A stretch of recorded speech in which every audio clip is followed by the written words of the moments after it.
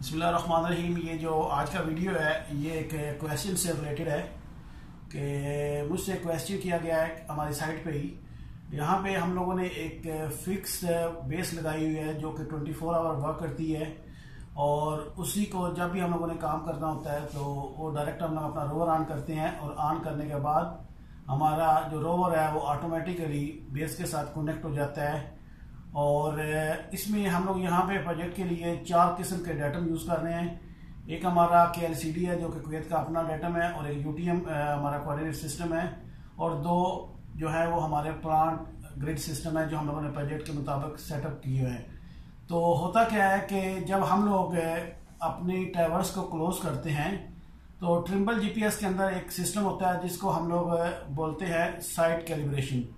तो site calibration में क्या होता है कि हम लोग जैसे UTM कोऑर्डिनेट है तो उनको पहले टावर्स क्लोज करेंगे, और बाद में जो हमारे प्लांट कोऑर्डिनेट होते हैं उनका एलिवेशन के साथ उनको ऑब्जर्व कर लेते हैं GPS से, और बाद में ये एक फाइल बना के उसको हम XML में कन्वर्ट करके अपने GPS में स्टोर कर लेते हैं। तो उसके बाद क्या होता है कि कोई भी हमारा मसलन अगर हम UTM पे काम कर रहे हैं तो हम लोग को बेस पे पास वापस जाने की जरूरत नहीं है, हम वहीं से UTM, KTM या प्लांट ग्रिड जो है वो चेंज कर सकते हैं बिना बेस को डिस्टर्ब किए। तो उसके लिए ये हम लोग कैसे करते हैं वो आज की वीडियो में मैं बताऊंगा। तो यहाँ पे मेरे पास ये कंट्रोलर है ट्रिम्बल का TSC3। तो जैसे ही आप इसको ऑन करेंगे तो ये आपको कुछ इस तरह से नजर आएगा। तो इसमें ये पहले नंबर पे फोल्डर है जनरल सर्वे, इसके ऊपर क्लिक करें तो ये हमारे पास नेक्स्ट पेज कुछ इस तरह से नजर आएगा। तो इसमें यहाँ पे ये है पहला फोल्डर जॉब्स का, तो मैं इस पर क्लिक करता हूँ। तो उसके बाद ये इसके सेकंड ऑप्शन में ये है इंपोर्ट एक्सपोर्ट, तो मैं यहाँ पे क्लिक करता हूँ। तो यहाँ पे ये है इंपोर्ट फिक्स फॉर्मेट, तो ये मैं यहाँ पे क्लिक करता हूँ। तो जैसे ही मैंने यहाँ पे इंपोर्ट फिक्स फॉर्मेट में किया तो ये मेरे पास कुछ इस तरह से ऑप्शन आ गया है कि फाइल का फॉर्मेट कौन सा होना चाहिए। अगर मैं यहाँ पे क्लिक करूँ तो ये मुझे वो तमाम फॉर्मेट दिखाएगा जो इस इंस्ट्रूमेंट के अंदर है। तो इसमें सबसे ऊपर है कॉमा डेलिमिटेड जिसमें CSV हो सकती है और टेक्स्ट हो सकता है। ये वो फॉर्मेट है जो हम लोग स्टेक आउट करते हुए अपना यूज़ करते हैं, जो हम लोगों ने पॉइंट लिए होते हैं। नीचे है SDR का, ये सोकिया के लिए हम लोग यूज़ करते हैं, और नीचे ये ट्रिम्बल के अपने फॉर्मेट है, और लास्ट में जो है वो है ट्रिम्बल जॉब XML। तो इसमें हम लोगों ने वो अपनी फाइल की हुई है, तो मैं इसको सिलेक्ट कर लेता हूँ। और उसके बाद ये नीचे है फ्रॉम नेम कि कहाँ से ये मुझे जॉब लेनी है। तो ये जॉब मैंने अपने यहाँ पे एक फोल्डर बनाया हुआ है, GPS कैलिब्रेशन के नाम से फाइल है, उसके अंदर ये पड़ा हुआ है। अब ये जैसे ही मैंने उसके ऊपर क्लिक किया तो ये डायरेक्ट ही वहाँ पे आ गया है। आप जब पहली बार करेंगे तो आपको ये जहाँ भी आपको लोकेशन होगी वो आपको 1 by 1 वहाँ पे जाना पड़ेगा। तो ये GPS कैल के नाम से फाइल है, और इसमें ये आगे 4 ऑप्शन है। कैल KTM यानी जो हमारा एक कैलिब्रेशन फाइल है जिसका नाम KTM यानी कुवैत का जो चार्ट है, और दूसरा है कैल PGCD, ये हमारे प्लांट ग्रिड है जो कि जिसमें एलिवेशन CD का इस्तेमाल हुआ है। और तीसरे नंबर पर जो है वो है कैल PGPD, तो ये भी हमारा जो प्रोजेक्ट कोऑर्डिनेट ही है लेकिन इसमें एलिवेशन डिफरेंट है। और इसी तरह लास्ट में जो 4 नंबर है वो है कैल UTM-CD। अब ये कैसे करते हैं ये आने वाले दिनों में अगर मुझे मौका मिला तो हम लोग इसको साइट कैलिब्रेशन डिटेल में देखेंगे। फिलहाल हम लोग इसको कैसे इंपोर्ट करेंगे और कैसे यूज़ करेंगे वो मैं बताने जा रहा हूँ। फॉर एग्जांपल मैं कहता हूँ जी मुझे UTM यूज़ करना है, तो मैं क्या करूँगा, इस पर क्लिक करूँगा। तो जैसे ही क्लिक किया तो ये फाइल मेरे पास ऊपर आ गई है, और ये साथ में इसका GXL जो इसका कोड अपना एक्सटेंशन है वो भी साथ में आ गई है। नीचे है कि इस फाइल का नाम सेम रखना है या चेंज करना है। तो मोस्टली क्या होता है कि हम लोगों को इस फाइल का नाम सेम नहीं रखना चाहिए, ताकि जब ये भी स्टोर होगी तो ये डुप्लीकेट हो जाएगी, जिससे ओरिजिनल के डिलीट होने का डर होता है। तो हम लोग इसका न्यू नेम दे लेते हैं। जैसे फॉर एग्जांपल मैं इसको नाम देता हूँ, मैं इसको डिलीट या टेस्ट फाइल दे देता हूँ, TEST और इंटर। अभी क्या हुआ कि ये जो मेरी फाइल थी यही इंपोर्ट हुई है, जो इसके अंदर पॉइंट्स है वही इसके अंदर आए हैं, लेकिन उसका नाम जो है वो मैंने टेस्ट में कर दिया है। तो मैं ये नीचे जो एक्सेप्ट लिखा हुआ है इसके ऊपर क्लिक करता हूँ। तो जैसे ही मैंने एक्सेप्ट किया तो मेरी फाइल जो है वो इंपोर्ट हो गई है। अब मैं अगर इसको देखना चाहूँ तो ये जॉब में जाऊँगा, ओपन जॉब, तो ये मेरे पास यहाँ पे ये नीचे ये टेस्ट आई हुई है और ये साथ में इसका डेट और टाइम अभी का आ जाएगा जो हम लोगों ने इसको सिलेक्ट किया है। तो यहाँ से आप इसको सिलेक्ट करके ओके कर सकते हैं। जैसे ही मैंने इसको ओके किया तो ये मुझे एक और ऑप्शन आ रहा है जो कि वार्निंग की शक्ल में आ रहा है कि जियोड मॉडल जो है कैन नॉट बी फाउंड। ये जियोड मॉडल क्या है? ये एलिवेशन के लिए यूज़ होता है। ये एक फाइल है जिसको हम लोगों ने ऑलरेडी इसके साथ इंपोर्ट किया हुआ है। वो कह रहा है कि वो इसमें मिसिंग है, तो उसको आप चाहते हैं कि नहीं, the currently vertical adjustment setting required to be geoid model. तो मैं इसको ओके करता हूँ।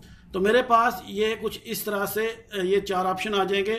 तो जियोड मॉड जो है वो हम लोग वर्टिकल या एलिवेशन के लिए इस्तेमाल करते हैं। तो उसके लिए क्या करना पड़ेगा, ये वर्टिकल एडजस्टमेंट है। बाकी के बारे में जो जितनी डिटेल है वो ऑलरेडी फाइलों में क्लियर है, उसकी मुझे टच करने की ज़रूरत नहीं है। मैं सिंपली क्या करता हूँ, जैसे ये आप देखें तो ये यूनिवर्सल ट्रैवर्स सिस्टम है, डेटम है और हॉरिजॉन्टल प्लान है। ये हमारे पहले से फाइल में हम लोगों ने एडजस्ट किए हुए हैं। यहाँ पे क्योंकि मैंने बताया कि जिस तरह मेरे पास प्रोजेक्ट प्लांट कोऑर्डिनेट के भी 2 सिस्टम हैं, तो उन दोनों में एलिवेशन डिफरेंट है, तो इसलिए मुझे जियोड के लिए ये वर्टिकल एडजस्टमेंट करनी पड़ेगी। तो जैसे ही मैं इसके ऊपर क्लिक करता हूं तो यहाँ पे मेरे पास वर्टिकल एडजस्टमेंट आ गई है। तो इसमें जियोड इंक्लाइंड प्लान है, ठीक है। तो इसमें कुछ ऑप्शंस हैं, मैं फिलहाल इसको यही रहने देता हूं। तो उसके बाद आप यहाँ पे क्लिक करें तो यहाँ पे ये 2 फाइलें आपको नजर आ रही हैं। एक है EGM08 कुवैत और एक EGM 96 global Kuwait grid mode. तो ये जो कुवैत के लिए है, क्योंकि वैसे तो अगर आप ट्रिम्बल की वेबसाइट पे जाएंगे तो आपको वर्ल्ड वाइड जो है जियोड की फाइल्स मिल जाएंगी। हम लोगों ने सिर्फ EGM08 यानी कुवैत के लिए जो रिक्वायरमेंट है उसी को किया हुआ है। तो मैं यहाँ पे इसके ऊपर क्लिक करूँगा। तो क्लिक करने के बाद बाकी जितनी भी ओरिएंटेशन नॉर्थ ईस्ट या इसकी स्लोप या जो कुछ भी है, इसको मुझे टच करने की ज़रूरत नहीं है। सिंपली मैं इसको ये राइट साइड पे लोअर एक्सेप्ट कर लूँगा। एक्सेप्ट करने के बाद मैं प्रीवियस पेज पे आ गया हूँ, मैं दोबारा इसको एक्सेप्ट करता हूँ। तो जैसे ही मैंने एक्सेप्ट किया तो ये मेरी फाइल पूरी तरह इंपोर्ट हो चुकी है विद कोऑर्डिनेट एंड एलिवेशन। अभी जब मुझे अगर काम करना पड़ेगा तो मैं सिंपली इसमें क्या करूँगा, मेजर में जाऊंगा। तो ये मेरे पास 2 ऑप्शन है, एक मैंने खुद से एक नाम दिया है HSS और दूसरा RTK। HSS जो है वो हमारी फिक्स एक बेस है, उसके साथ हम यहाँ से इसको सिंपली मेजर पॉइंट्स पे जाएंगे तो वो काम करना शुरू कर देगी। लेकिन जो कि मेरे पास अभी रोवर ऑन नहीं है, सिंपली वो कनेक्टिंग ऑप्शन तो दे रहा है लेकिन वो कनेक्ट नहीं होगा क्योंकि रोवर ऑफ है। और अगर आपको ये पॉइंट्स देखने हैं जो अभी हम लोगों ने इम्पोर्ट किए हैं तो उसके लिए ये राइट में फेवरेट है। और इसमें अगर आप इधर आए तो ये है पॉइंट मैनेजर, इस पर क्लिक करें तो इसमें वो तमाम कंट्रोल पॉइंट्स आ गए हैं जो हम लोगों ने ट्रैवर्स क्लोज की हुई है और विद कोऑर्डिनेट और विद एलिवेशन। तो मैं एस्केप से वापस जाता हूँ। तो ये एक मेथड था कि हम लोग कैसे अपने डाटे को इंपोर्ट करते हैं, स्पेशली वो डाटा जो हम लोगों का साइड कैलिब्रेशन में है। इसमें आप कोई भी ऑप्शन यूज़ कर सकते हैं, जैसे मैंने यहाँ पे UTM यूज़ किया। आप अपने रिक्वायरमेंट के हिसाब से साइड कैलिब्रेशन में मोस्टली क्या होता है कि 2 ही होते हैं, या तो UTM और प्लांट या जैसे हमारे यहाँ KTM और प्लांट। लेकिन यहाँ पे हमारे प्रोजेक्ट की नौइयत ऐसी है कि हमारे पास ये 5 किस्म की कोऑर्डिनेट सिस्टम है, तो इनको हम लोगों ने साइड कैलिब्रेशन के अंदर ऐड किया हुआ है। तो उम्मीद है कि जो क्वेश्चन था कि साइड कैलिब्रेशन की फाइल को कैसे इंपोर्ट करते हैं और कैसे यूज़ करते हैं वो मैंने क्लियर कर दिया है।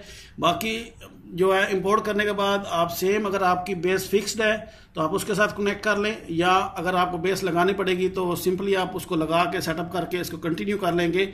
आपका सेम जो है वो जोन सेलेक्ट हो जाएगी ऑटोमेटिकली आपको फाइल इंपोर्ट करने के बाद। तो उम्मीद है कि जो आज के वीडियो में जो टॉपिक था कि हम लोग कैसे इंपोर्ट करते हैं वो मैंने क्लियर कर दिया है। फिर भी अगर इस वीडियो से रिलेटेड या मुझे पिछले जो भी वीडियो है उससे रिलेटेड कोई भी क्वेश्चन हो तो आप मुझे कमेंट्स में नीचे लिख सकते हैं। मैं कोशिश करता हूं कि आपके जो भी कमेंट्स हैं उनको 24 आवर्स के अंदर रिप्लाई दे दूं।